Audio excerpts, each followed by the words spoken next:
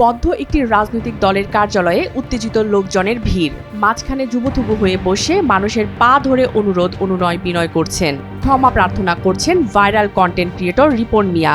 অপকর্মের সাজা থেকে বাঁচতে উত্তেজিত জনতাকে আপ্রাণ বোঝানোর চেষ্টা। কিন্তু রিপন মিয়ার কেন এই দশা জানলে অবাক হবেন। সহজ সরল কন্টেন্ট ক্রিয়েটর উপাধি পাওয়া এই রিপন মিয়া নাকি গভীর রাতে পরক্রিয়া করতে গিয়ে ধরা পড়েছে জনতার হাতে। পর্দার সামনে যিনি লাখ লাখ মানুষকে হাসাতেন, তিনি এখন নেট দুনিয়ার সবচেয়ে বড় ট্রল আর বিতর্কের কেন্দ্রে।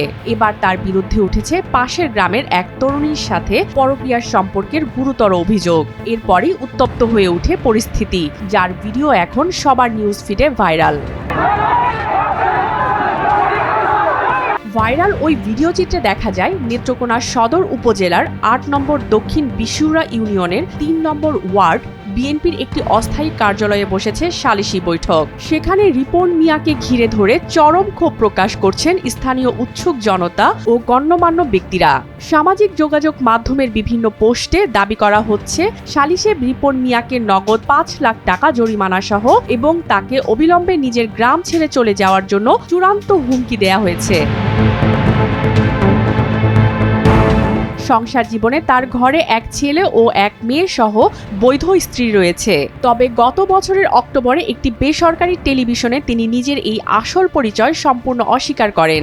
নিজেকে অবিবাহিত দাবি করে নিজের ঘরে থাকা বৈধ স্ত্রীকে ভাবি বলে পরিচয় করিয়ে দিয়েছিলেন। ওই ঘটনায় নেটিজেনদের দাবি, তারকা খ্যাতি পাওয়ার পর নিজের দরিদ্র বাবা মা আর সাধারণ স্ত্রীকে সমাজের সামনে পরিচয় দিতে তার মান সম্মান ও সেলিব্রিটি ইমেজে লাগত। নিজের সস্তা জনপ্রিয়তা টিকিয়ে রাখাই ছিল তার এই মিথ্যাচারের মূল কারণ। সেই ঘটনার রেশ কাটতে না কাটতেই এবার নিজের এলাকাতেই এক তরুণীর সাথে পরকীয়ায় লিপ্ত হতে গিয়ে হাতে নাতে ধরা পড়লেন তিনি। 2016 সালে কন্টেন্ট ক্রিয়েটর হিসেবে ফেসবুকে যাত্রা শুরু করেন রিপন মিয়া। খুব অল্প সময়ের মধ্যেই তার সহজ সরল উপস্থাপনা আর ঘরোয়া ভিডিওগুলো দর্শকপ্রিয়তা লাভ করে। বিশেষ করে তার মুখে শোনা hi I am Ripon video এবং আই লাভ ইউ এটাই বাস্তব সংলাপ দুটি নেটিজেনদের মাঝে দ্রুত ভাইরাল হয়ে যায়। পরকীয়ার করাল ছবল থেকে বাদ যাচ্ছে না দেশের রাজনীতিক, ব্যবসায়ী, প্রশাসন কর্মকর্তা, এমনকি সংসদ সদস্য পর্যন্ত।